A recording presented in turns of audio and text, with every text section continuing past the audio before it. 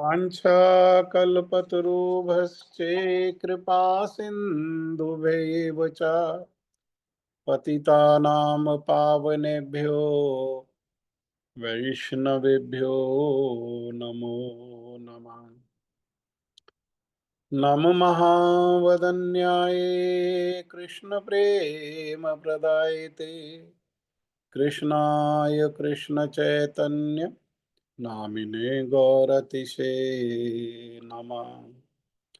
यं प्रवर्जन्तमनुपेतमपेतकृत्यं द्वैपायनो विरहकातराजुहाव पुत्रेति तन्मयतया सर्वोऽभिनेदुं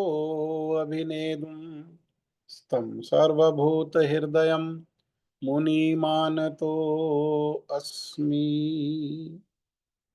भक्त्या विहीनयपराधलक्षे क्षिप्तश्च कामादितरङ्गमध्ये कृपामयि त्वां शरणं प्रपन्ना वृन्दे नमस्ते चरणारविन्दं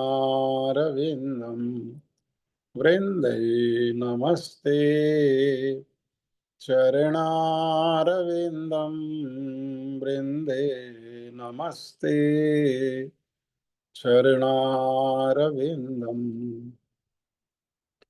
श्रीकृष्ण चैतन्य प्रभु नित्यानंद श्री अद्वैत गदाधर श्रीवासादि गौर भक्त वृंद।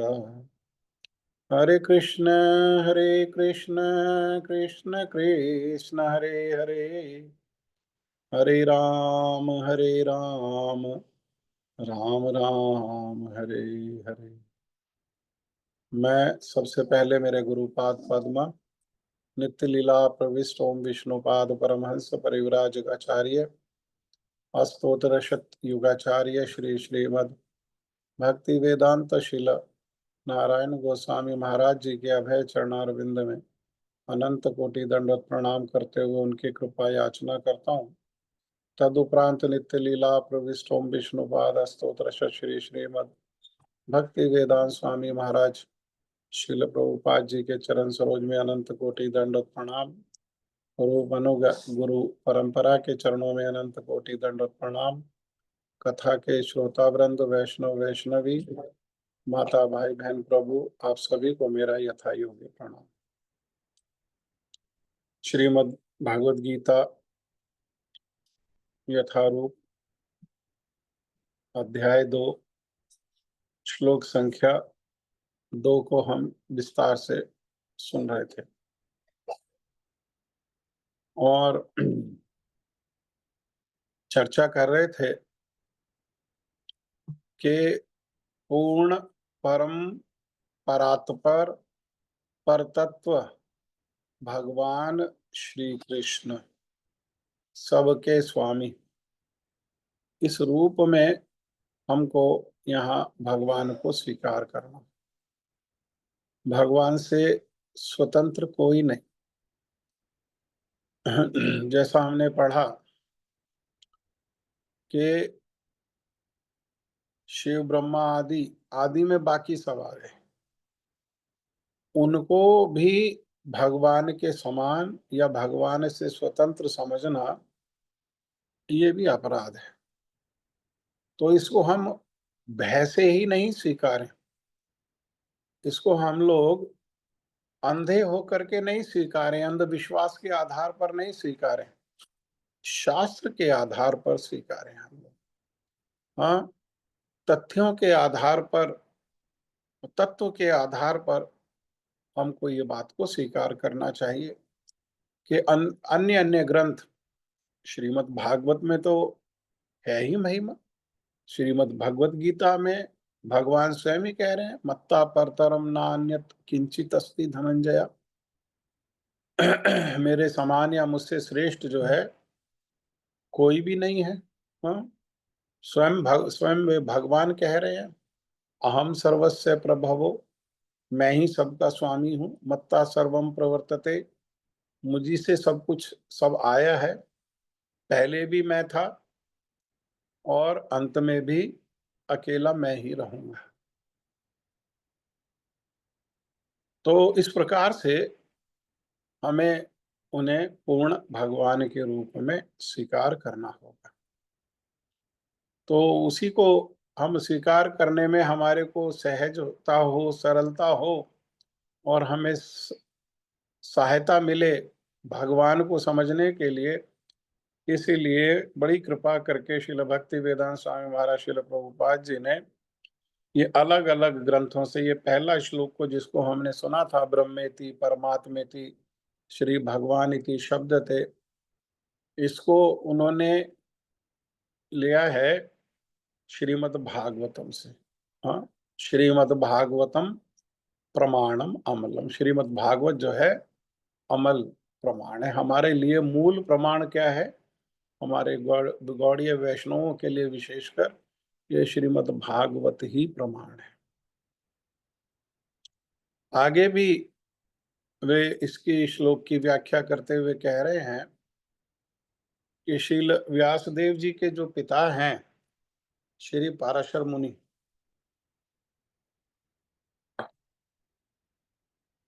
उन्होंने भी ये जो भगवान शब्द है इसकी व्याख्या की है। भगवान जो शब्द है ये संस्कृत शब्द है। इसमें भग जमा वान, भग का अर्थ है ऐश्वर्य और वान मने उनको धारण करने वाले। तो ऐश्वर्य कितने हैं? तो श्री पाराशर मुनि ने बताया कि षड ऐश्वर्य, 6 ऐश्वर्य हैं और जो भगवान हैं वे षड ऐश्वर्य पूर्ण हैं। 6 ऐश्वर्य तो है ही उनमें, लेकिन वे भी कैसे हैं? वे भी पूर्ण रूप में हैं। हाँ, उनमें भी अभाव नहीं है। जैसे एक ऐश्वर्य है धन, तो धन संसार में भी हम देखते हैं कि कई लोगों के पास होता है। फिर धन के देवता कुबेर हैं, फिर धन के लक्ष्मी हैं, हाँ, अधिष्ठात्री देवी। लेकिन ये सबके पास धन है, लेकिन वो धन किसकी कृपा से है? मूल जो है धन कहाँ है? वो धन का जो स्रोत है वे भगवान श्री कृष्ण है। हाँ, उनके अंश के चरणों को लक्ष्मी जी गोदी में लेकर के, हाँ, अपने जंघा पर उनके चरण कमलों को रख करके हर समय वे क्या करती हैं? उन चरणों को पलोटती हैं, उन चरणों की सेवा करती हैं। और भगवान इतने पूर्ण हैं कि लक्ष्मी जी होने पर भी लक्ष्मी जी की सहायता लिए बिना ही वो क्या करते हैं? वो स्वयं ब्रह्मा जी की नाक से वराह रूप में अवतरित हो जाते हैं। भगवान वराह के रूप में अवतरित हो जाते हैं, इतने पूर्ण। और ब्रह्मा जी ने ब्रह्म संहिता में कहा कि हजारों हजारों लाखों लाखों जो लक्ष्मियां हैं वो क्या करती हैं? वो भगवान के चरण कमलों की सेवा करती हैं और सेवा करने के लिए प्रतीक्षा करती हैं। किस लक्ष्मी? जिन लक्ष्मी की अंश अंश मात्र कृपा से ये सारे जगत में ऐश्वर्य है। हाँ, तो धन कैसा है भगवान के पास? जो भगवान है वो उनके पास धन कैसा होना है? समस्त, पूर्ण, समस्त शक्ति, समस्त यश, समस्त सौंदर्य, हाँ, समस्त ज्ञान और वैराग्य। हाँ, त्याग भी कैसा है? ये पूर्ण होना चाहिए। देखो, किसी के पास धन होता है तो उसको कहते हैं धनवान, किसी के पास रूप होता है तो उसको कह देते हैं रूपवान, किसी के पास ज्ञान है तो उसको कह देते हैं ज्ञानवान, किसी के पास कीर्ति है, यश है तो उसे कहते हैं कीर्तिवान।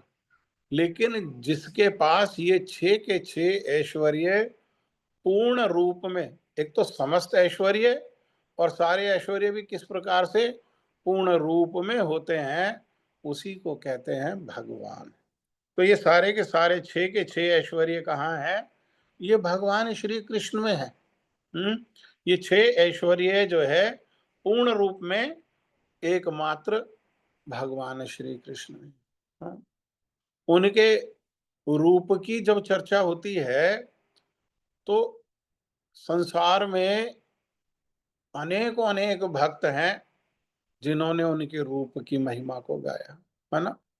यज्ञ पत्नियों ने भी उनके रूप की महिमा को गाया, ब्रह्मा जी ने भी उनके रूप की महिमा को गाया है, गोपियों ने भी उनके रूप की महिमा को गाया है, हमारे चंडीदास जी ने भी उनके महिमा को गाया है, शील विश्वनाथ चक्रवर्ती ठाकुर पाद जी ने भी उनकी महिमा का गुणगान किया है। हाँ, उनके रूप की महिमा को गाने के लिए तो एक कीर्तन ही है। हाँ, सुचारु वक्त्रमण्डलं सुकर्णरत्नकुण्डलं सुचर्चिताङ्गचन्दनं नमामि नन्दनन्दनम् सुदीर्घनेत्रपङ्कजं शिखिशिखण्डमूर्धजम् अनङ्गकोटिमोहनं नमामि नन्दनन्दनम्। उनके मुख की कैसा सुंदर है ये कीर्तन किया जा रहा है। उनका जो चंदन जो है वो किस प्रकार से सुंदर है उसकी महिमा को कीर्तन किया जा रहा है। उनकी आंखें किस प्रकार से सुदीर्घ और सुंदर हैं उस महिमा को कीर्तन किया जा रहा है। हाँ, लेकिन कह रहे हैं अनंग कोटि मोहनम। अनंग कौन है? अनंग है कामदेव। अनंग कामदेव का ही एक नाम क्या है? वो अनंग है। और कितने अनंग, कितने करोड़ों, कोटि माने करोड़ों, करोड़ों कामदेव को आकर्षित करने वाले हैं ऐसे भगवान का रूप है। उन भगवान के रूप को दर्शन करके करोड़ों करोड़ों, एक नहीं, एक कामदेव के छोटे से पुष्प बाण के वार से ये सारा जगत, ये चराचर जो जगत है इसमें रहने वाले सारे जीव जो हैं वो बंधे हुए हैं, काम से बंधे हुए। हाँ, ऐसे एक कामदेव नहीं, करोड़ों करोड़ों कामदेव को भी अपनी ओर आकर्षित करने वाले हैं, ऐसा उनका रूप है। शील विश्वनाथ चक्रवर्ती ठाकुर पाद जी तो उनके रूप की महिमा को गाते हुए कहते हैं कि ये जो कृष्ण है ये झूठा है। ये झूठा है। क्यों झूठा है? कह रहे क्योंकि इसने झूठ बोला है। क्या झूठ बोला है? ये कुरुक्षेत्र के मैदान में श्रीमद् भगवत गीता का उपदेश देते हुए इन्होंने श्रीमद् भगवत गीता में झूठ बोल दिया। और श्रीमद् भगवत गीता तो सर्वमान्य ग्रंथ है, इतना श्रेष्ठतम ग्रंथ है, हमारी तो पाठ्य पुस्तिका है और एक एक शब्द भगवान का बोला हुआ है। नहीं, उन्होंने झूठ बोला। कि क्या झूठ बोला कुरुक्षेत्र के मैदान में भगवान ने श्रीमद् भगवत गीता में? तो कह रहे हैं कि इन्होंने एक श्लोक बोला, यदा यदा ही धर्मस्य ग्लानिर्भवति। तो मैं क्या करता हूं? मैं धर्म संस्थापनार्थाय संभवामि युगे युगे। मैं धर्म की स्थापना के लिए युग युग में आ जाता हूं, भगवान ऐसा कह रहे हैं। श्रील विश्वनाथ चक्रवर्ती ठाकुर पाद जी टीका करते हुए कह रहे हैं कि ये सब झूठ है, ये सब सच नहीं है। ये धर्म की स्थापना करने के लिए कहीं आए तो आए, लेकिन ये जो ब्रज में जो इनका जन्म है होता है यशोदा मैया के गर्भ से, अरे ब्रज में इनका जन्म किस लिए है? ब्रज में ये किस लिए आते हैं? ब्रज में ये अधर्म की स्थापना के लिए ही आते हैं, क्योंकि ऐसा सुंदर इनका रूप है। कौन स्त्री ऐसी संसार में होगी जो कृष्ण के रूप को पान करके और अपने आर्य धर्म को पालन कर सके? संसार में कोई स्त्री ऐसी नहीं जो इनके रूप को देख करके इन पर आकर्षित ना हो जाए। हाँ, और जो इनके ऊपर आकर्षित हो गई तो अपना प्राण देकर भी इन्हीं के चरणों की सेवा में लगेगी। वो अपना पति जो है वो उसको उसको जो उसका आर्य धर्म है, जो पति के प्रति जो धर्म है उसके प्रति जो है वो अपने धर्म को पालन नहीं कर सकते। हाँ, और ये साक्षात उदाहरण है ब्रज गोपियों का।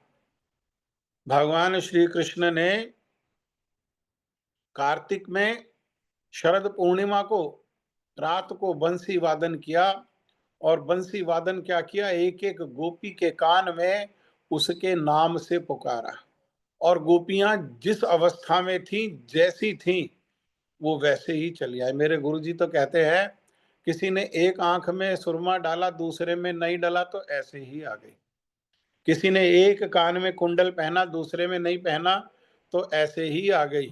हाँ, किसी ने एक पैर में पाजेब को पहना, दूसरे में नहीं पहना, तो ऐसे ही आ गई। हाँ, बाल बनाया तो बनाया, और नहीं बनाया तो नहीं बनाया। ऐसा आकर्षण, उनसे आकर्षित होके सारी ब्रज गोपियां आ गई। और जब ब्रज गोपियां आ गई, तो यही बुलाया तो इन्होंने ही है, बांसुरी वादन करके इन्होंने ही बुलाया है। लेकिन गोपियों की महिमा को, और गोपियों की महिमा के द्वारा इनके स्वयं के रूप की महिमा को स्थापन करते हुए ये कहने लगे कि अरे, तुम अपना अपना घर छोड़ करके आ गई, और वो भी किसके पास, जार पुरुष। जार पुरुष मतलब पति को छोड़ के जो अन्य पुरुष है उसका संग करना, ये कहते हैं जार पुरुष का संग। अपने पतियों को घर में छोड़ करके आ गई, और यहाँ रात का समय है और चांदनी खिली हुई है, और तुम मेरे साथ अर्थात जार पुरुष के पास आ गई। ये धर्म नहीं है, ये स्त्री का धर्म नहीं है, ये सती स्त्री का धर्म नहीं है। अरे, तुम आई हो तो कोई बात नहीं, हो सकता है तुम रात में वन की शोभा को देखने के लिए आ गई हो, कि किस प्रकार से यमुना जी का जो जल है वो कल कल करके बह रहा है। उस यमुना में कमल पुष्प खिले हुए हैं, 4 प्रकार के, रक्त कमल, पीत कमल, श्वेत कमल, नील कमल, और उन कमल के पुष्पों पर जो भ्रमर हैं वो गुंजायमान हैं, हंस और सारस कलरव कर रहे हैं, और वन में जो वृक्ष हैं वो फलों से लदे हुए हैं, और फलों से लदे होने के कारण झुके हुए हैं, और उनमें पुष्पों की बेल लिपटी हुई हैं। अनेकों प्रकार के जो पुष्प हैं वो खिले हुए हैं, जूही, चमेली आदि जो है वो पुष्प खिले हुए हैं। वृक्षों के ऊपर तोता और मैना गुंजायमान कर रहे हैं, तोता, मैना, कोयल आदि जो गुंजायमान कर रहे हैं, और नीचे पहाड़ पर जो मयूर है वो अपने पंखों को फैला करके के कां करते हुए बड़ा सुंदर रूप में नृत्य कर रहे हैं। और वायु क्या कर रही है, पवन क्या कर रही है, पवन उन सरोवरों से यमुना के जल की शीतलता को लेकर के, सरोवरों के जल की शीतलता को लेकर के, यमुना के जल की शीतलता को लेकर के, उन पुष्पों से और फूलों से सुगंध लेकर के मंद सुमंद रूप में वो जो पवन है वो बह रही है। धीर समीरे यमुना तीरे, हाँ, बसती बसत बनमाली। कितना सुंदर रूप में श्री जयदेव गोस्वामी पाद जी ने पद की रचना को किया है। अब तुमने वन की शोभा को देख लिया। हाँ, चंद्रमा के प्रकाश छिटका हुआ है, पूर्ण चंद्र है, और सारा जो वन है वो चंद्रमा के प्रकाश से शोभायमान हो रहा है। हल्की हल्की जो है वो ठंड है, शरद ऋतु प्रारंभ हो रही है। अब तुम अपने घर को लौट जाओ, तुम्हारा यहाँ अधिक समय रहना वो ठीक नहीं है। अधिक समय रहना ठीक नहीं है। क्यों? क्योंकि पति कैसा भी हो, है कैसा भी हो, अरे, अंग है तो ठीक है, अंग नहीं हो तब भी, कोढ़ी हो तब भी, अंधा हो तब भी, लंगड़ा हो तब भी, हाँ, किसी योग्य नहीं हो तब भी, क्योंकि मिला कैसे पति, जिसके साथ पूर्व पूर्व जन्मों के कर्मों का लेना देना है, उसके कारण ही ये संसार में पति पत्नी मिले। सधवा स्त्री का क्या कर्तव्य है? सधवा स्त्री का एकमात्र कर्तव्य है पति के अनुगत्य में रहते हुए पति की सेवा करना, और पत्नी होकर के पति की पतन से रक्षा करना। और पति का दायित्व है कि वो गुरु होकर के भगवान का भजन करे। हाँ, अपने आचरण से और प्रेम से और सम्मान से अपने आश्रित जो पत्नी है उसको पालन करे, उसकी देखभाल करे, उसकी रक्षा करे। जाओ तुम लौट जाओ, लौट जाओ, लौट जाओ। तब गोपियां कहने लगी कि आप तो गुरुजी हो, गुरु होकर के ज्ञान दे रहे हो। अब गुरुजी हो और गुरु होकर के ज्ञान दे रहे हो तो हमारे प्रश्न का उत्तर दो। हम थोड़ा सा कंफ्यूज हैं, थोड़ा हमारा प्रश्न करो, हमारा निवारण करो। हमारे मन में जो उथल पुथल है उसका निवारण करो। फिर जैसा आप आदेश करोगे वो आपके आदेश का पालन करेंगे। हम तो गुरु कह रहे हैं आपको। तो उन्होंने कहा ठीक है, प्रश्न करो। तो उन्होंने कहना प्रारंभ किया कि एक सधवा स्त्री, हाँ, पहले भगवान श्री कृष्ण ने उदाहरण दिया। उन्होंने एक कथा सुनाई कि देखो सधवा स्त्री का किस प्रकार से दायित्व है, किस प्रकार से कर्तव्य है। कि एक स्त्री है, उसका पति है और छोटा सा उसका लाला है। छोटा सा लाला क्या करता है, वो घुटने से चलता है। और पति सुबह सुबह खेत में काम के लिए गया। दोपहर में पति जब तक खेत से लौटा तब तक चूल्हा में आग जला करके पत्नी ने उसके लिए भोजन जो है वो तैयार कर दिया। पति आ गया तो पति के आने पर उसका हाथ आदि धुला करके, पैर धुला करके, मुख धुला करके और उसको प्रसाद पवा रही है, प्रसाद परोस रही है और साथ साथ उसको पंखा कर रही है। प्रसाद पाने के बाद सुबह से जो काम पर गया, खेती के काम पर, उसको थोड़ा थकान हुई और प्रसाद पाने पर थोड़ा सा शरीर में आलस्य हुआ तो वह पति वहीं अपने पत्नी के जंघा पर सर रख करके और सो गया। हाँ, और तभी उस स्त्री ने देखा कि उसका छोटा बालक जो है वो घुटनों से चलते हुए आया और घुटनों से चलते हुए आकर के वो चूल्हा की तरफ चला गया। सब देख रही है। उसने जितना बिना बोले अपने पति की निद्रा में बाधा नहीं हो, उसको जो प्रयास कर सकती थी उसने बालक को इशारा आदि से समझाने का प्रयास किया। लेकिन छोटा बालक है, उसको कहाँ समझ होती है, उसको तो भेद ही नहीं पता। और वो तो घुटने से चलते चलते उस चूल्हा में जिसमें आग थी, जिसमें अभी अभी खाना बना है, उस चूल्हा में जाकर के गिर गया। जब वो गिर करके चिल्लाया, रोया, उसके रोने से पति की नींद खुली। हाँ, सती स्त्री जो है, भगवान श्री कृष्ण कहने लगे इस प्रकार से उसका दायित्व है, इस प्रकार से उसका कर्तव्य है। हाँ, ये कर्तव्य है सती स्त्री का। तुम कहाँ यहाँ जंगल में आ गई, जाओ घर को लौट जाओ। तब उन्होंने कहा कि गुरुजी हमारे प्रश्न का उत्तर दो। तो कहने लगे कि तुम्हारे प्रश्न का क्या प्रश्न है। तो तब गोपियां कहने लगी कि एक पति पत्नी है और पति किसी कार्य से बाहर कार्य चला गया। जब बाहर चला गया तो पत्नी को स्मरण होता है अपने पति का। स्मरण होता है तो पति के फोटो को देख करके और उसी से बात कर लेती है, उसी को सेवा कर लेती है, अपने मन से उसी को सेवा कर देती है। हाँ, परंतु ऐसा बहुत समय बीत गया और एक दिन वास्तव में जो पति है वो घर में लौट आया। तो हमारा प्रश्न ये है कि अब उसका क्या कर्तव्य है। क्या उसका कर्तव्य वो जो फोटो पति है उस फोटो पति को सेवा करे या जो साक्षात जो पति है उसको सेवा करे। हाँ, फोटो पति नकली, साक्षात पति असली। हाँ, तो किसको सेवा करना उनका कर्तव्य है, उस स्त्री का क्या कर्तव्य है। हाँ, तो बड़ा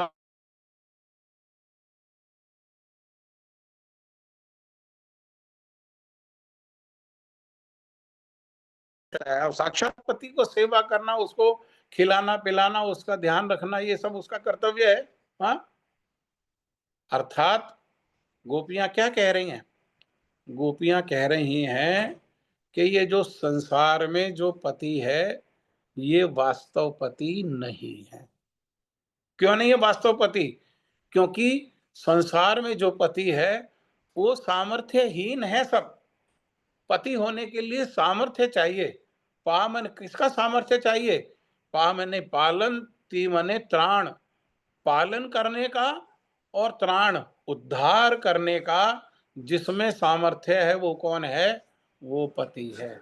ये सामर्थ्य भगवान श्री कृष्ण को छोड़ करके अन्य किसी में पूर्ण रूप में नहीं है। ये पूर्ण रूप में है तो किसमें है? एकमात्र भगवान में। भगवान ही पालन करते हैं और भगवान ही पालन कर सकते हैं। गुण अवतार के रूप में अवतरित होकर के ब्रह्मा जी के रूप में रजोगुण को धारण करके सृष्टि कर दी। शिव जी के रूप में तमोगुण को धारण करके विनाश का किया। परंतु पालन का और रक्षा का दायित्व किसके पास रखा? स्वयं के पास रखा। क्योंकि पालन कौन कर सकता है? वह भगवान ही पालन कर सकते हैं। इसीलिए हम लोग जब आरती गाते हैं तो आरती में यही कहते हैं, हाँ, आप कौन है? हे प्रभु, आप ही प्राणपति हैं। जो प्राण देने वाले हैं वो कौन है? जो प्राण को रखने वाले हैं, प्राणपति, हाँ, वो कौन है? वो एकमात्र भगवान श्री कृष्ण है। हाँ, भगवान श्री कृष्ण। ऐसे ऐसे उनकी रूप की महिमा है, ऐसे उनकी पूर्णता है कि उनको जो है देख करके कोई स्त्री, अरे आर्य धर्म को उनको देख करके वे सामने खड़े हैं तो किसी और के प्रति क्या धर्म बचा, किसी और के प्रति क्या कर्तव्य बचा? श्री विश्वनाथ चतुर्थ ठाकुर पाद जी वास्तव में ये कहना चाहते हैं कि उनको देख करके भी, उनको सामने होने पर भी और उनके साथ सदगुरु के माध्यम से संबंध होने पर भी कोई ये कहे कि उनको छोड़ करके मेरा इसके प्रति कर्तव्य है, इसके प्रति कर्तव्य है, तो ये सब क्या है? ये सब दुर्भाग्य है। क्योंकि उन भगवान को छोड़ करके किसी और के प्रति कोई कर्तव्य नहीं है, कोई दायित्व नहीं है। संसार में कर्तव्य मानना, संसार में दायित्व मानना, ये ही माया है।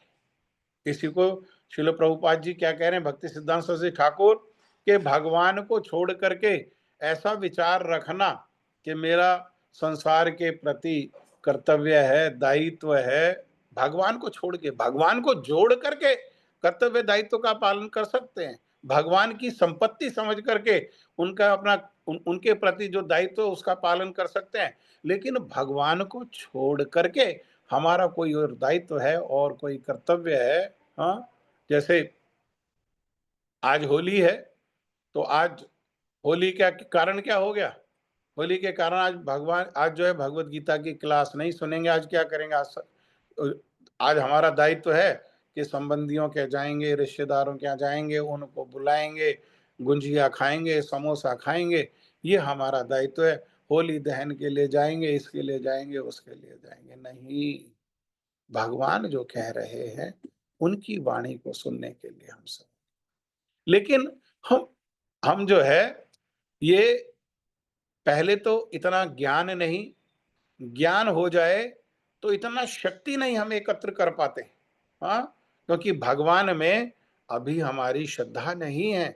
समाज के प्रति हमारी दायित्व है, श्रद्धा किस लिए? क्योंकि श्रद्धा है, हाँ?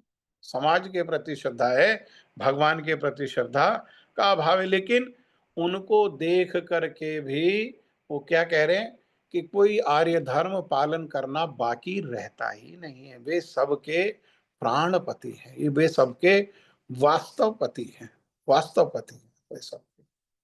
इसी बात को चंडीदास जी कीर्तन करते हुए कहते हैं कि ये कृष्ण ब्रज में क्यों आए हैं?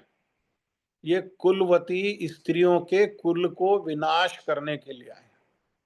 हाँ, कुलवती स्त्रियों का अर्थात जिनका अपना कुल है, सास है, ननद है, ससुर है, जेठ है, जिठानी है, जेठ का लड़का है, देवर है, पति है, अपने बच्चे हैं, ऐसे कुलों का क्या करते हैं ये?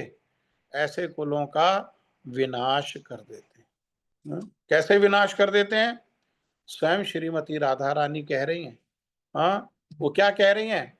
कह रही हैं कि ये आ जाते हैं, ये एक झोला टांग करके, और उस झोले में एक भागवत की पोथी लेकर के आ जाते हैं और कहते हैं आओ आओ आओ, हमारे निकट आओ, भागवत सुनो। अरे निशुल्क है, कोई शुल्क नहीं है भागवत सुनने का। तो कह रही है इनके चक्कर में फंस नहीं जाना।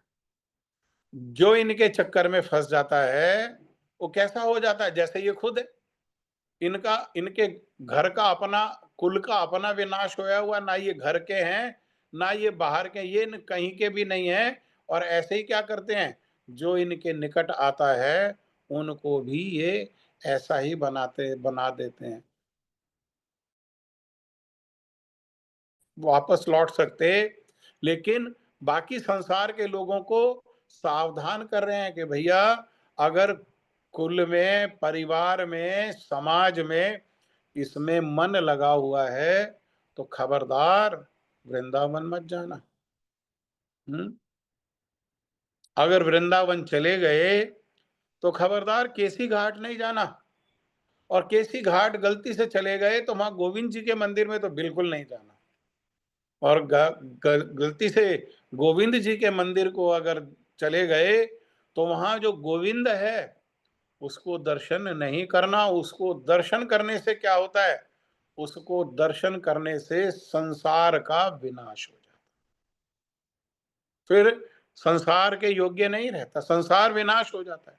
और संसार मन लग रहा है, संसार को रखना चाहते हो, संसार में ही फलना फूलना चाहते हो, संसार में ही भगवान से स्वतंत्र होकर के सुखी रहना चाहते हो, तो खबरदार, खबरदार मत जाना, मत जाना। क्या है? श्रील रूप गोस्वामी पाद जी का वो कीर्तन है, बंधु संगे यदि कवे हास परिहास। हाँ, अगर बंधुओं के संग में, बंधु मतलब पुत्र, परिवार, पति, मित्र, समाज, संबंधी, इनमें मन लगा हुआ है, इनके साथ बात करने में, इनके साथ हास परिहास करने में आनंद आ रहा है, तो जाना नहीं भैया। हाँ, तो इस प्रकार से उनके रूप की महिमा है। मतलब एक एक जो ये 6 जो ऐश्वर्य बताए हैं उनमें एक एक ऐश्वर्य पूर्ण है। हाँ, ज्ञान के तो वे स्रोत हैं। सारा ज्ञान कहाँ से आता है? उन्हीं भगवान से। सारे सुर कहाँ से आते हैं? उन्हीं भगवान से आते हैं। संसार में जो कुछ है उन्हीं से आता है, वे पूर्ण है उसमें। हाँ, इस प्रकार से पूर्ण किसी और के पास नहीं है। और भाई त्याग में कैसे पूर्ण है, कैसे त्यागी है? तो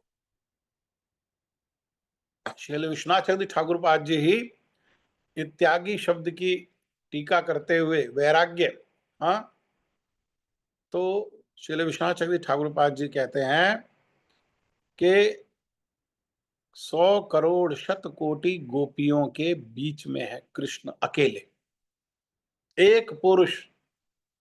हम्म। और एक से एक रूपवती है, छोटी आयु है।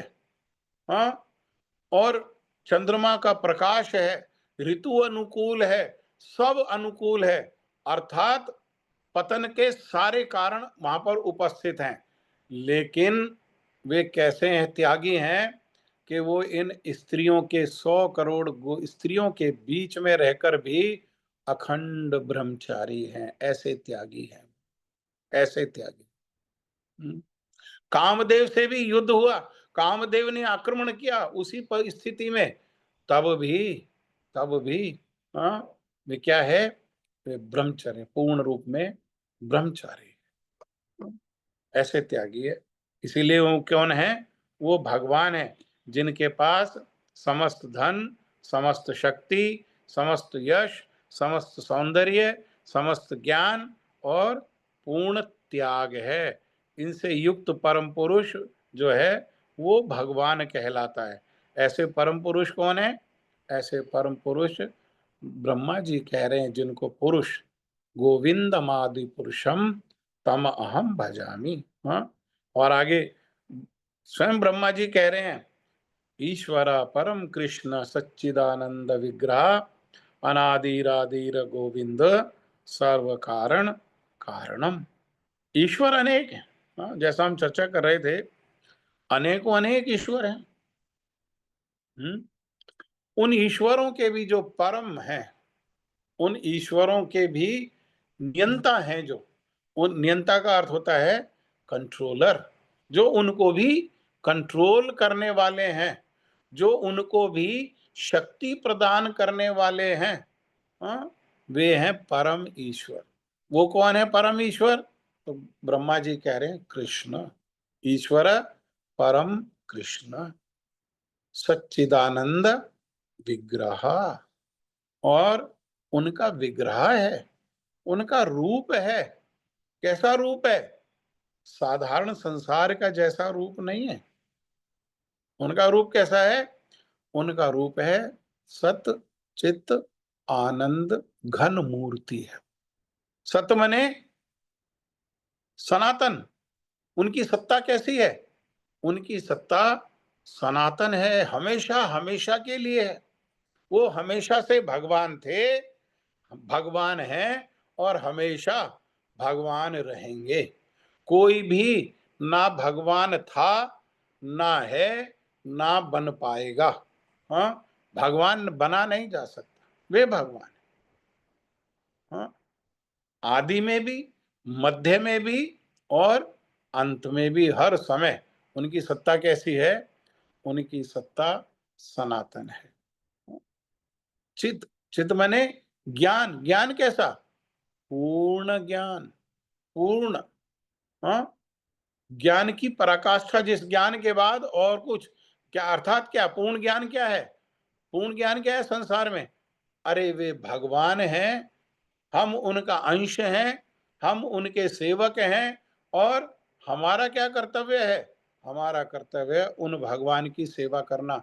ये पूर्ण ज्ञान है। इसी ज्ञान को पुष्ट करने के लिए बाकी सारे के सारे ज्ञान, सारा ज्ञान किसके लिए है? इसी ज्ञान को पुष्ट करने के लिए कि वे कौन है? वे परम भगवान हैं। हाँ? वे विभू हैं। बाकी हम सब कौन है? हम अणु हैं। हाँ? हम उन्हीं का अंश है।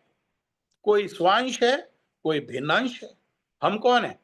हम अंश है उनका, लेकिन कैसे अंश है? हम भिन्नांश है। नरसिंह राम आदि कैसे अंश हैं? वो उनके स्वांश है। हाँ? हम भिन्नांश है।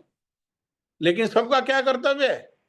सबका, क्योंकि वे विभू हैं, सब उनके अंश हैं। अंश का कर्तव्य है अंशी की सेवा करना, और कोई दूसरा कर्तव्य नहीं, है ना? जैसे ये शरीर है, और इस शरीर का अंश है, हाथ उसका अंश है, पैर उसके अंश हैं, पेट उसका अंश है। सारे के सारे अंश क्या करते हैं? सारे के सारे अंश इसी शरीर की सेवा करते हैं, इसी शरीर की सेवा। हाँ, ऐसे ही वे कैसे हैं? पूर्ण ज्ञान में। और पूर्ण ज्ञान क्या है? अपने स्वरूप में स्थित होना। हमारा स्वरूप क्या है? दासो अस्मि। हम दास हैं भगवान के, किसी और के दास नहीं है। हाँ, हम दास हैं, भगवान के दास हैं। वे भगवान है। वे कैसे दास हैं? नित्य दास हैं। ऐसा नहीं एक दिन के लिए दास हैं, 5 days a week दास हैं, 3 days a week दास हैं, 4 घंटे के दास हैं। 24 घंटे में 20 घंटे क्या करेंगे? अपना भोग करेंगे। 4 घंटे भगवान की सेवा करेंगे। आधा घंटा सुबह, आधा घंटा शाम भगवान की आरती करेंगे, जप करेंगे। बाकी समय नहीं, नित्य दास है। ये पूर्ण ज्ञान है। हम नित्य दास है। और इस पूर्ण ज्ञान का पूर्ण विज्ञान क्या है? इस पूर्ण ज्ञान का पूर्ण विज्ञान है उन प्रभु की सेवा में 24 घंटे के लिए स्वयं को, और अपने पास जो भी उनका भगवान का दिया हुआ संपत्ति है, उसको उनकी सेवा में लगा देना। ये पूर्ण विज्ञान। हम उनके दास हैं। दास नहीं, दासों के दास हैं। वे हमारे प्रभु हैं, वे हमारे इष्ट हैं, वे हमारे स्वामी हैं, वे विभु हैं, हम अणु हैं। हाँ, वे अंशी हैं, हम अंश हैं। ये पूर्ण ज्ञान है। और ये पूर्ण ज्ञान कहाँ से आता है? ये पूर्ण ज्ञान भगवान से आता है। आनंद, आनंद कैसा है? ऐसा नहीं अभी सुख है फिर बाद में दुख है, थोड़े समय के लिए सुख है बाद में दुख है, नहीं। वो आनंद जो है, आनंद घन मूर्ति है। हाँ, उनको सुखी होने के लिए बाहर आश्रय नहीं लेना पड़ता, हमको सुखी होने के लिए बाहर आश्रय लेना पड़ता है। गर्मी है, गर्मी से कष्ट हो रहा है, तो सुखी होने के लिए क्या करना पड़ेगा? पंखे का, एसी का, कूलर का आश्रय लेना। हाँ, पकोड़े खाने का मन है तो किसी को बनाने वाले का आश्रय लेना पड़ेगा। बनाना आता है तो सामान बाजार से ला करके इकट्ठा करने का आश्रय लेना पड़ेगा। फिर बनाने का परिश्रम का आश्रय करना पड़ेगा, फिर चबाने का आश्रय करना पड़ेगा, तब भी सुख मिलेगा, नहीं मिलेगा गारंटी नहीं है। पेट में जाकर के अपच भी हो सकता है। वो जो सुख की जो प्रयास था वो दुख में, कलेश में भी बदल सकता है। लेकिन वे कैसे हैं? वे आत्मराम आप्त काम है। आत्मराम है। उनको आनंद के लिए, सुख के लिए बाहर आश्रित होने की कोई आवश्यकता नहीं है। हाँ, इस प्रकार से वो सतचित आनंद घन मूर्ति हैं, अनादि हैं, अर्थात उनका आदि कोई नहीं है। वे प्रथम और अंत में, संसार के में कुछ नहीं था तब भी कौन थे? तब भी भगवान थे। जब सब प्रलय में खत्म हो जाएगा तब भी कौन रहेगा? तब भी भगवान रहेंगे। अनादिर, लेकिन वे कैसे हैं? सबके आदि, अनादिर आदिर, वे सबके आदि हैं। और उनका नाम क्या है वेदों में? उनका वेदों में नाम है गोविंद। गो मने, गो का अर्थ है गाय, गो का अर्थ है गोप, गो का अर्थ है गोवर्धन, गो का अर्थ है गोपी, गो का अर्थ है इंद्रियां। हाँ, सबको सुख देने वाले, इंद्रियों को, गो गाय को, गोप को, गोपी को, गोवर्धन को, सबको जो सुख देने वाले हैं, सबको जो पालन करने वाले हैं, सबको जो आनंद देने वाले हैं, वो कौन है? गोविंद हैं। और ये जो गोविंद हैं, ये गोविंद कैसे हैं? सर्व कारण कारणम, सारे कारणों के परम कारण। संसार में जो भी घटित होता है उसके मूल कौन है? उसके मूल भगवान। हाँ, माता होने पर संसार में सबकी माता है। संसार में शरीर मिलता है तो शरीर देने वाले माता पिता भी मिलते हैं, लेकिन मूल माता और मूल पिता कौन है? मूल माता भी भगवान है और मूल पिता भी भगवान है। त्वमेव माता च पिता त्वमेव, आप ही, त्वम एव, आप ही, केवल आप ही हमारी माता हो। कहने का अर्थ क्या है? कि माता के माता के माता का मूल अगर देखेंगे तो कौन माता है? भगवान। पिता के पिता के पिता का मूल अगर खोजेंगे तो कौन पिता है? भगवान। बंधु कौन है? सखा कौन है? भगवान ही बंधु हैं, भगवान ही जो है वो सखा है। सर्व कारण कारणम, सारे कारणों के वे परम कारण है। गोविंदमादि पुरुषम तम अहम भजामी, ऐसे जो गोविंद हैं वे पुरुष हैं, लेकिन पुरुष कैसे हैं? आदि पुरुष हैं। वरना पुरुष अवतार, पुरुष अवतार भी है उनके। हाँ, पुरुष पुरुष अवतार भी है। कारणो दक्षाई विष्णु, गर्भो दक्षाई विष्णु, शिरो दक्षाई विष्णु, ये क्या है? ये उनके पुरुष अवतार है, ये भी पुरुष है। लेकिन वो कौन है? आदि गोविंदम आदि पुरुषम, इन पुरुषों के भी वे आदि पुरुष है। तम अहम भजामी, आपको मैं भजन करता हूं, आपको मैं प्रणाम करता हूं। और भागवत में भी समझाने के लिए कि संसार में जैसे अज्ञानी लोग हैं वो वाद विवाद करते हैं। हाँ, कोई राम भक्त है तो राम की श्रेष्ठता के लिए वो कृष्ण को कुछ कहने लगते हैं, नहीं जानते हुए भी। हम्म तो इसीलिए श्रील व्यास देव जी ने क्या कहा? पहले तो सारे अवतारों की उन्होंने चर्चा की, भगवान के अवतार बताए। हाँ, अलग अलग अवतार में क्या क्या किया वो बताया। लेकिन कहने के बाद कृष्ण को अवतार के रूप में नहीं। हाँ, क्योंकि कृष्ण कौन है? कृष्ण वास्तव में एक रूप में अवतार हैं और मूल रूप में वे अवतारी हैं। कृष्ण देवकी और वसुदेव के सामने मथुरा में अवतार हैं और यशोदा मैया और नंद बाबा के घर में यशोदा मैया के गर्भ से जन्म लेने पर भी वे कौन हैं? वे अवतारी हैं। वे ही, उन्हीं को ब्रह्मा जी कह रहे हैं सर्व कारण कारणम। ये अवतार कृष्ण के भी वे कारण हैं। हाँ, इसीलिए फिर जब ये देखा कि अरे कृष्ण के बारे में तो चर्चा की नहीं, ऐसा नहीं हो साधारण लोग जो है वो एक ही जैसा समझ ले, तब उन्होंने एक श्लोक को रचना किया, एते चांश कला पुंसाम कृष्ण अस्तु भगवान स्वयं। ये मैंने जितने भी अवतार जो है ये अभी तक जो बताए हैं, ये क्या है? ये उस पुरुष का। किस पुरुष का? कृष्ण। हाँ, वो पुरुष है, उसका कोई अंश है और कोई उनकी कला है, लेकिन वे स्वयं क्या है? वे स्वयं भगवान। वे स्वयं भगवान। हाँ, वे मूल हैं सब। जैसे मैंने पहले भी चर्चा किया कि भागवत में बताया हुआ है ना दो उदाहरण से। जैसे पेड़ का जो है जीवन, पेड़ में अनेकों अनेक चीजें होने पर भी, पत्ता टहनी फल फूल आदि होने पर भी, तना आदि होने पर भी, सबका मूल क्या है? सबका मूल वो जड़ है। हाँ? वो मूल। शरीर में अनेकों अंग होने पर भी ये पेट जो है ये सारे शरीर का मूल है। ऐसे ही भगवान श्री कृष्ण क्या है? वो सबके मूल है। हाँ? इसीलिए श्रील भक्ति विनोद ठाकुर जी ने कीर्तन करते हुए भी ये बात को समझाया है, तुम्ही सर्व ईश्वर ईश्वर ब्रजेंद्र कुमार, तोमार इच्छाए। आ, आप कौन है? तुम्ही सर्व ईश्वर ईश्वर।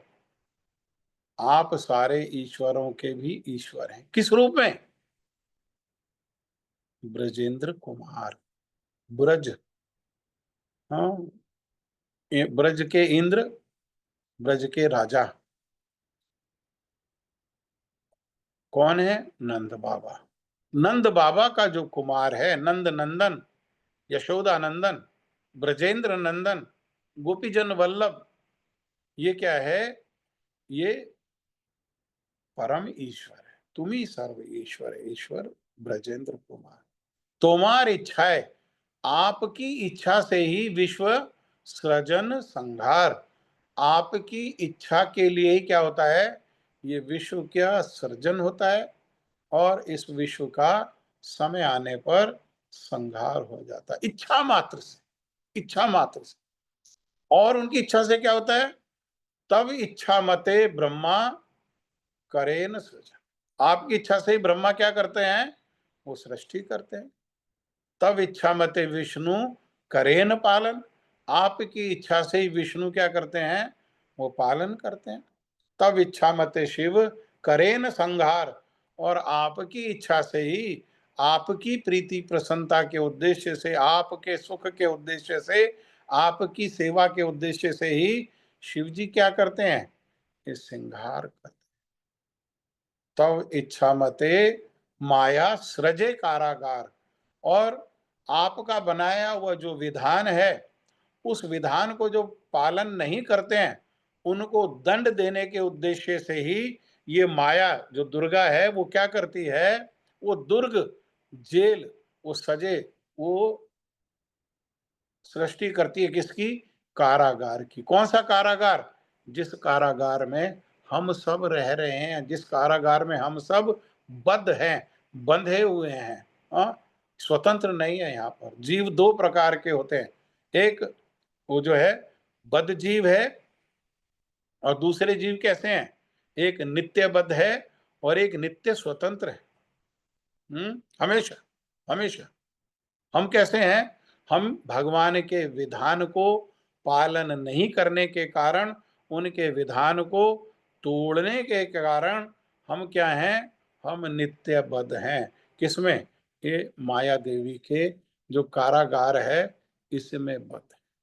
इसमें बंधे हुए माया देवी ने कार्य, जैसे सरकार होती है ना, तो सरकार विधान बनाती है अपने नागरिकों के लिए, ताकि अनुशासन में सुचारू रूप से सब चल सके। और वो जो सरकार के कानून को तोड़ता है, उसके लिए सरकार क्या करती है? उसके लिए सरकार पुलिस बनाती है, और उसी के लिए सरकार जो है ये जेल बनाती है। तो ये पुलिस कौन है? ये यमराज, यमदूत आदि जो है, ये उनका पुलिस डिपार्टमेंट है। हाँ, और ये जो माया है, ये कौन है? ये जेलर है। और हम जहाँ रह रहे हैं, ये क्या है? ये जेल है, ये जेल है। हाँ? जैसे किसी अच्छे नगर में कॉरपोरेशन होती है, और कॉरपोरेशन में विशेषकर दिल्ली जैसा एक कॉरपोरेशन है, या मुंबई में जो कॉरपोरेशन है, उस कॉरपोरेशन में उनको एक डॉग स्क्वाड भी होता है, जो डॉग को पकड़ करके लाते हैं। कौन डॉग? हाँ, जो अपने आप को स्वतंत्र समझते हैं। स्वतंत्र सत्ता, भगवान से अपनी स्वतंत्र सत्ता समझ करके भगवान के सारे जो विधान है उसको तोड़ते हैं। उसको क्या करते हैं? उसको कॉरपोरेशन वाले, कौन सा कॉरपोरेशन वाले? यमराज जी जिसके चेयरमैन है, हैं? वो ऐसी कॉरपोरेशन में यमदूत जिसके पुलिस है, वो उठा उठा के, जैसे कॉरपोरेशन वाले कुत्तों को सड़क से पकड़ पकड़ के ले जाते हैं, ऐसे उनको पकड़ करके ले जाते हैं।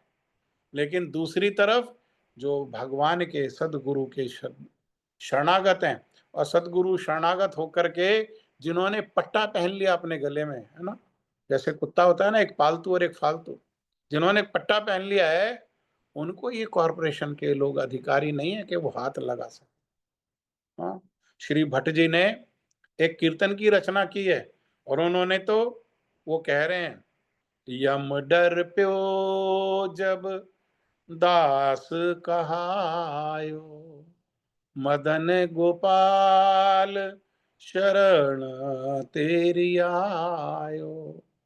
प्रभु, जब से आपके शरण में आया हूं, अर्थात आपके दास का पद, इससे ऊंचा और कोई पद नहीं है।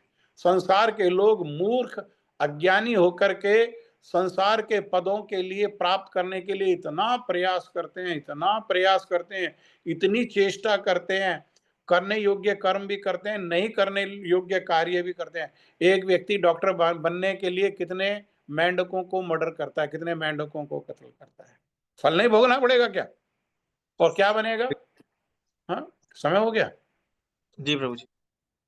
ठीक है, आगे फिर इसको, श्लोक को आगे चर्चा करेंगे। अभी जप करो। मैं जो बोलता हूँ, ये मेरी भाषा आप लोगों को समझ में आ जाती है ना? कोई समस्या तो नहीं है?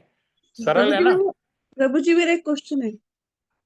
वो जप के बाद, अच्छा, अभी, बाद में? ठीक है। हाँ, आप लिख लो, फिर जप के बाद प्रश्न करेंगे, ठीक है?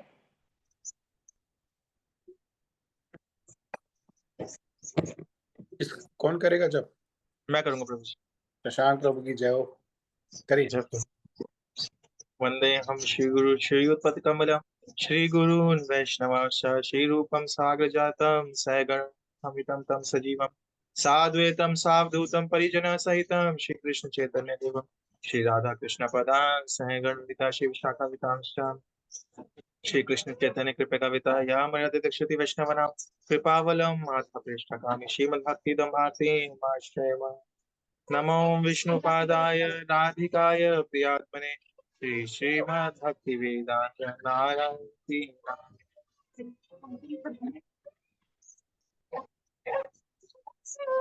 नमो विष्णुपादाय कृष्ण पृष्ठाय भूतले श्रीमते भक्ति वेदांत स्वामी नामिने नमो विष्णुपादाय गौर पृष्ठाय भूतले श्रीमते भक्ति प्रज्ञान केशविति नामिने वाञ्छाकल्पतरुभ्यश्च कृपा सिन्धुभ्यैव च पतितानां पावनेभ्यो वैष्णवेभ्यो नमः। नमो महावदने कृष्ण प्रेम प्रदायते कृष्णाय कृष्ण चैतन्य नामने गौरतिशय नमः। हे कृष्ण करुणा सिंधु दीनबंधु जगतपते गोपेश गोपिका कांत श्री राधा कांत नमस्तुते सप्त कांचन गौरांगी राधे वृंदावनेश्वरी वृषभानुसुते देवी प्रणमामि हरिप्रिये वृंदाय तुलसी देव्याय प्रियाय केशवश्च च कृष्ण भक्ति प्रदे देवी सत्यते नमो नमः। पंचतत्वात्मकं कृष्णं भक्तरूपस्वरूपकं भक्तावतारं भक्ताख्यं नमामि भक्तशक्तिकं। जय श्री कृष्ण। है मुझ- मुझे हम्म क्षमा कीजिएगा, यदि मैं ये प्रश्न नहीं पूछूंगी तो मुझे बहुत बेचैनी रहेगी, इसलिए हाँ मैं आज को पूछना ही पड़ेगा मुझे। हम्म आपने बोला कि पति की सेवा करना स्त्री का कर्तव्य है, हम्म परंतु उससे भी बड़ा कर्तव्य उसे अपने बालक की रक्षा करना है। नींद हम्म को बचाने के लिए बच्चे को आग में जाने दिया, ये तो गलत है। यह सुनकर तो मैं बहुत व्यथित हो गई। हम्म, हम्म। लेकिन सती स्त्री का धर्म इसी प्रकार से है। हमारा संसारिक जो बातें हैं वो अलग हैं। गुरु सेवा करते हुए कर्ण की गोदी में सर रख करके भगवान परशुराम जी सो रहे थे और एक कीड़े ने कर्ण के पैर में जंघा में काटना शुरू कर दिया और जंघा को काटते हुए पैर को पूरा काट दिया उसने, नीचे से ऊपर तक काटते काटते निकल आया। वो जब कटकट हड्डी में निकट कान के निकट आवाज हुई तो भगवान परशुराम जी तब उठे। तो ये इस प्रकार से ये सेवाएं होती हैं। इसमें पति जो है, पतिव्रत जो सती स्त्री है, उसका इसी प्रकार से धर्म है, उसका इसी प्रकार से कर्तव्य है। अगर भगवान कह रहे हैं तो वही है, वही कर्तव्य है। आजकल तो क्या क्या नियम चल गया, क्या क्या हो गया है। डिवोर्स के लिए भी स्थान आ गया है। पति जब तक कमा रहा है, तंदुरुस्त है, तब तक ठीक है। रोगी हो जाए, नहीं कमाए तो उसको छोड़ दो। ये सब धर्म नहीं है। कानून हो सकता है, ये सब धर्म नहीं। धर्म वही है, पति की सेवा ही धर्म। पुत्र भी तो पति से ही है ना। बट प्रभु जी, इतने छोटे बालक अगर जल गया तो सोचिए क्या हालत होगी। आप सोचिए पति की क्या हालत होगी, पत्नी की क्या हालत होगी, बच्चे की क्या हालत होगी। ये मैं आपसे कह रही हूँ। इसी वजह से मुझे और बहुत दुख हुआ इस बात को सुनकर, और कोई बात नहीं थी। ये हमारा अपना निजी दुख हो सकता है, निजी विचार हो सकता है। सती स्त्री का इसी प्रकार से कर्तव्य है। सती स्त्री का इसी प्रकार से कर्तव्य है। अपने पति के प्रति ही कर्तव्य है, अपने पति के सुख के प्रति ही कर्तव्य है। ऐसे ही जब भगवान को कह रहे हैं प्राणपति, तो भगवान के सुख के प्रति कर्तव्य। आपका अगर ऐसे छोटे बच्चे को देख करके आपका दुख हो रहा है, तो कोई भगवान के प्रेम में पागल होकर के अपने पत्नी और छोटी छोटी बच्चियों को छोड़ करके चले जाए तो वो तो अपराधी हो जाएगा आपकी दृष्टि में। हम्म। ठीक है प्रभु जी। अब आप बताओ क्या है वो। बट एक ये व्यक्ति मुझे तो एक, मतलब एक वो व्यक्ति तो है, अबोध, प्रभु जी एक अबोध व्यक्ति है बालक जो था। भगवत भगवत वो छोड़ के जाना दूसरी बात, आग में बच्चा जा रहा है, तो आग फिर में जा कौन। रहा है प्रभु जी। अब दूसरी दूसरी तरफ देखो, वो भी तो आग में जा रहे हैं। स्त्री की और बच्ची, छोटी छोटी बच्चियां हैं, उनकी कौन रक्षा करेगा समाज में? कौन उनका पालन करेगा? तो फिर ये भी हाँ? वो आग में तो नहीं जल रहे प्रभु जी। माता उसकी सहायता कर लेगी, बच्चों को पालन कर लेगी, माता कर लेती है पालन बच्चों का। ये ये सब बातें ठीक नहीं है। दोषी, उनको भी दोषी दोषी कहता है। संसार क्या कहता है? संसार तो उनको दोषी कहता है। ऐसे लोगों को हम्म, दोषी कहता है। कोई कोई महिमा गाता है ये, लेकिन ये हम्म। दोष देखना संसार का विचार है। संसार का विचार है। भगवान धर्म का पालन करने से धर्म रक्षा करता है सबकी।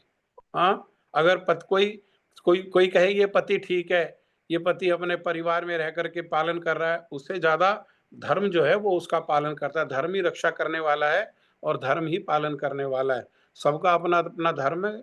सती जो स्त्री है उसका इसी प्रकार से धर्म है। सारे शास्त्रों में सब जगह इसी प्रकार से उसके धर्म की व्याख्या की गई है। परंतु प्रभु जी, मुझे इसमें एक डाउट है। आपने ये बोला कि पत्नी का तो धर्म है ये सब, ठीक है ना? हम्म। लेकिन अगर आप ये बोल रहे हो कि जो पति छोड़कर जा रहा है, क्या वो उसका धर्म वो गलत नहीं है वो चीज, कि नहीं पत्नी को और बच्चों को छोड़ के चला गया नहीं नहीं, भगवान? भगवान अगर भगवान भगवत प्रेम में भगवत सेवा के उद्देश्य से चला गया, गुरु प्रेम में गुरु सेवा के लिए चला गया, तो कोई दोष नहीं उसका। वही तो मैं कह रहा हूँ, सामाजिक दृष्टिकोण अलग होता है। मूल पति तो भगवान है।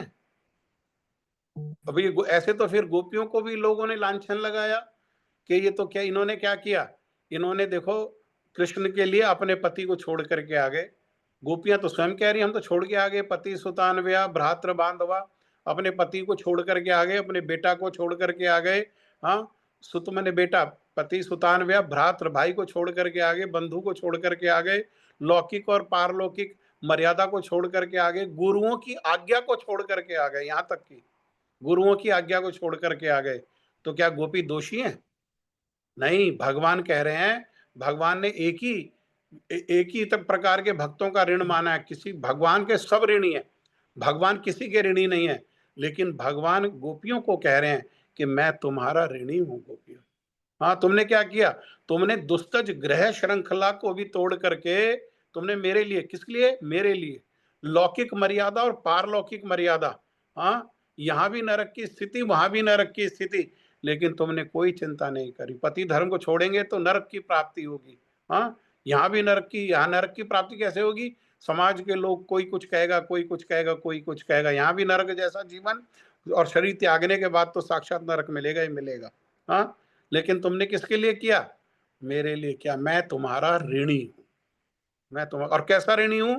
ब्रह्मा जी जैसी लंबी आयु लेकर के भी अगर मैं तुम्हारी सेवा करूं तब भी मैं तुम्हारे ऋण से उऋण नहीं हो सकता। हाँ, भगवान मूल हैं। हम संसार में किसके लिए आए हैं?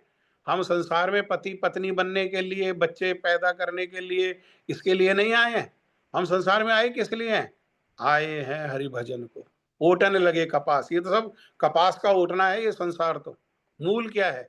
मूल तो भगवान। हाँ, एक भाव से सेवा कर सकते हैं कि ये पति क्या है? ये भी भगवान की संपत्ति है। ये बच्चे मेरे नहीं, ये किसकी संपत्ति है? ये भगवान की संपत्ति है। अगर पति भगवान की सेवा में लगे, ऐसे बच्चे भगवान की सेवा में लगे, तब तो उनके प्रति कोई दायित्व कर्तव्य हो सकता है, अन्यथा संसार के प्रति कोई दायित्व कर्तव्य नहीं। ये प्रारंभिक अवस्था में ये बात समझ में, बड़ी पकी पकी अवस्था में भी नहीं समझने में आता है ये बात। इसके लिए भजन की आवश्यकता है। भगवान ही मूल हैं।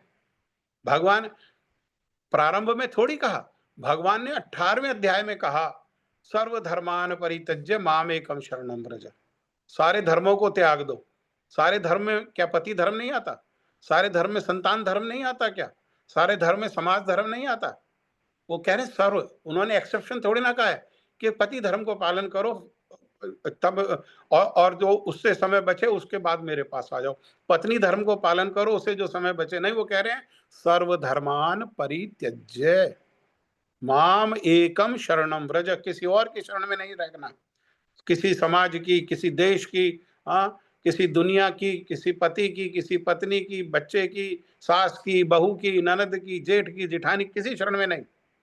राजा की, मंत्री की, ना किसी की शरण में नहीं। माम एकम शरणम व्रज। देवी देवताओं की ना, देवी देवताओं की भी शरण में नहीं कहा भगवान ने। भगवान ने कहा माम एकम, एक मेरी ही शरण में आओ। और कैसे? सर्वधर्मान परित्यज्य, सारे धर्मों को त्याग करके। जब तक समाज के धर्म ओढ़े रहोगे और इसी प्रकार से समाज का दायित्व समझोगे, यही तो माया, इसी माया से तो घिरा हुआ सारा संसार। श्रील भक्ति सिद्धांत सरस्वती ठाकुर यही तो कह रहे हैं कि भगवान को सेवा को छोड़ करके और कोई कर्तव्य मानना ये माया है।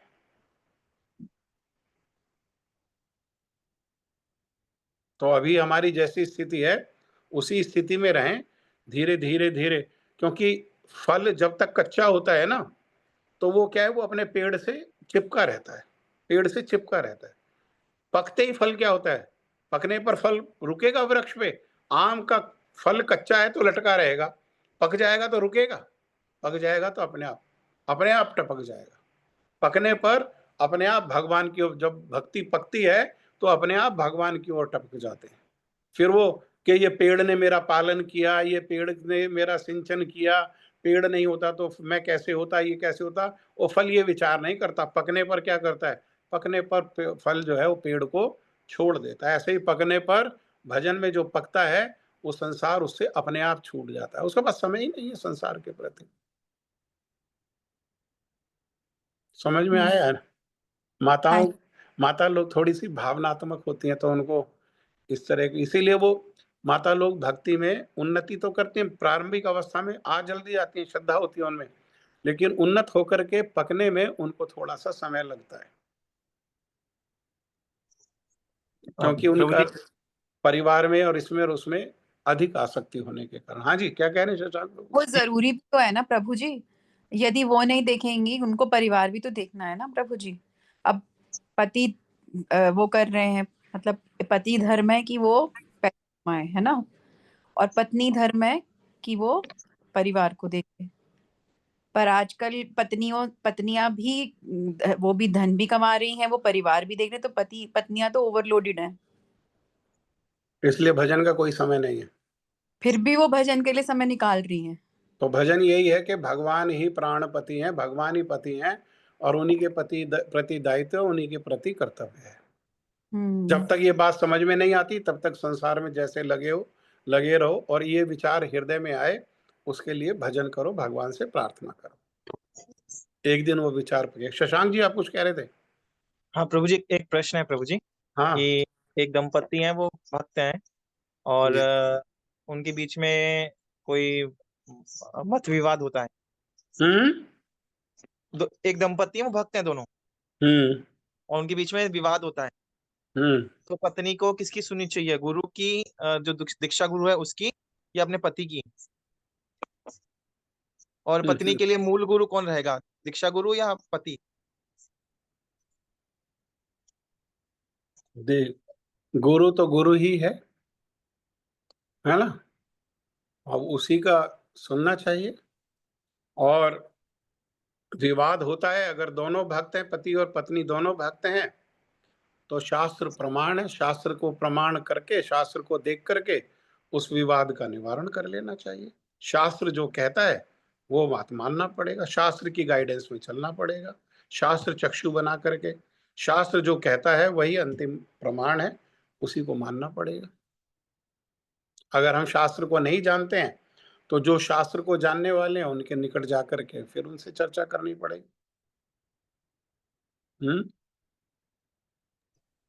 ठीक है प्रभु जी। इसीलिए पति को गुरु कहा गया है। लेकिन कौन गुरु है?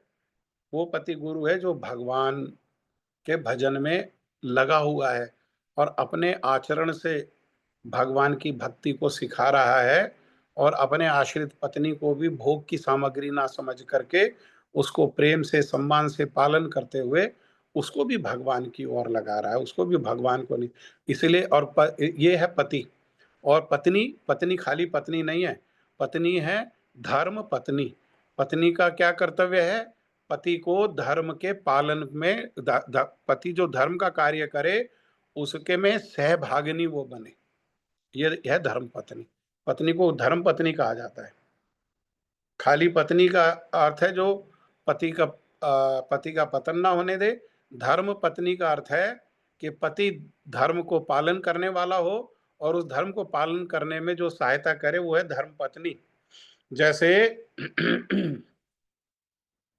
करदम मुनि और देवहूति,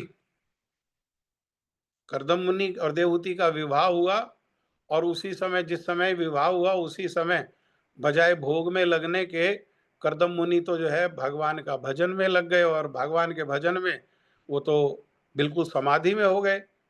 तो पत्नी ने क्या किया? पत्नी ने अपने नहाने का समय बचे ना बचे, कोई क्रिया करने का समय बचे ना बचे, वो उसी पति की सेवा में लग गई, और उससे फिर देखो भगवान ही बेटा बन करके आ गए। और भगवान बेटा बन करके आ गए घर में, और तब क्या कर रहे हैं करदम मुनि? हाँ, पहले बेटियां थी तो बेटियों का विवाह करके पत्नी से कहा मैं अब भगवान के भजन के लिए जा रहा हूँ। उसने कहा मैं किसके आश्रय में रहूंगी, बेटा भी नहीं है, और बेटा भगवान ही बेटा बन करके आ गए। फिर भी भगवान के भजन करने के उद्देश्य से, सेवा के उद्देश्य से वो चले गए। तो ये सब बातों को समझना चाहिए, ये सब बातों को हमको ग्रहण करना होगा। वो गुरु, इसीलिए कहा भागवतम में, भगवान ऋषभ देव ने स्वयं कहा कि वो गुरु गुरु नहीं, और वो पति पति नहीं। पति का भी क्या, पति जो है एक पद है, पद पर दायित्व है। क्या दायित्व है? पद का दायित्व क्या है? गुरु का, पति का क्या दायित्व है? अपने पत्नी को विपरीत रुचि से निकाल के भगवान के चरणों में समर्पित करना, ये पति का दायित्व है। गुरु की भी यही सेवा है। गुरु की संपत्ति नहीं है, शिष्य। गुरु सेवक है, शिष्य गुरु का सेवक है और गुरु शिष्य का सेवक है। दोनों की सेवा है। क्या सेवा है गुरु की? गुरु की यही सेवा है कि अपने आश्रित जो शिष्य है उसको जो उसकी विपरीत रुचि क्या है? हाँ, ये संसार, ये विपरीत रुचि है। इस संसार से निकाल करके भगवान के चरणों में समर्पित कर दे। जब तक भगवान के चरणों में समर्पित कोई कैसे करेगा? जब तक संसार में ही फंसा हुआ है, जब तक संसार के धर्मों में, संसार के कर्मों में, संसार के दायित्वों में, संसार के कर्तव्यों में फंसा हुआ है, भगवान को कैसे समर्पित करेगा? यहां से निकलेगा नहीं, तब तक कैसे समर्पित करेगा? इसीलिए भगवान ने पहले यही पहली बात क्या कही है? पहली बात ये नहीं कही मुझे समर्पित करो, मेरा आश्रय लो। पहली बात कही है सर्वधर्मान परित्यज्य। जब तक सारे धर्मों का सो कॉल्ड तथाकथित जो धर्म है, हाँ, जो ओढ़े हुए धर्म है, हाँ, उन धर्मों का जब तक त्याग नहीं होगा तब तक भगवान की शरण में कैसे जाएंगे? तब तक भगवान की शरण में कैसे जाएंगे? भगवान मिला जुला स्वीकार नहीं करते हैं कि हृदय के एक प्रकोष्ठ में धन संपत्ति रहे, एक प्रकोष्ठ में अपनी कीर्ति रहे, एक प्रकोष्ठ में संबंधी रहे, एक प्रकोष्ठ में और थोड़ा सा कहीं पर भगवान भी रहे। हाँ, भगवान उस रूप में स्वीकार नहीं करते। वहां से उन्नति करते करते करते करते पूर्ण रूपेण भगवान को समर्पित करना होगा। और जब पूर्ण समर्पित कर दिया भगवान को तो बाकी किसी के लिए क्या बचा? बाकी किसी के लिए क्या बचा? हाँ, मीराबाई ने तो पति के प्रति अपने कर्तव्य को पालन नहीं किया। मीराबाई की संसार में प्रशंसा है, जो इतने सारी स्त्रियां पतियों के साथ रह रही हैं, भगवान को भूल करके उनकी प्रशंसा है। कौन महान है? महान कौन है? हाँ, पति पत्नी मिलजुल करके रहें, अपने घर को आश्रम बना करके दोनों भगवान का भजन करते हुए, पत्नी पति को भगवान की संपत्ति समझे, अपने भोग की वस्तु ना समझे, उनको भगवान के चरणों में समर्पित करे, और पति पत्नी को भगवान के चरणों में समर्पित करे। तब ये कर्तव्य, ये दायित्व, ये आदर्श परिवार है। और दोनों पति पत्नी मिलकर के अपने बच्चों को भगवान के चरणों में समर्पित करें। अगर ऐसा कर्तव्य नहीं करते हैं तो पति पति होने के लायक नहीं है, पत्नी पत्नी होने के लायक नहीं है, और माता पिता होने के लायक नहीं। मैं नहीं कह रहा, भागवतम कह रही है। कोई भी बात मैं नहीं कह रहा, ये भागवतम कह रहे हैं, शास्त्र कह रहा है ना? और कोई बात है?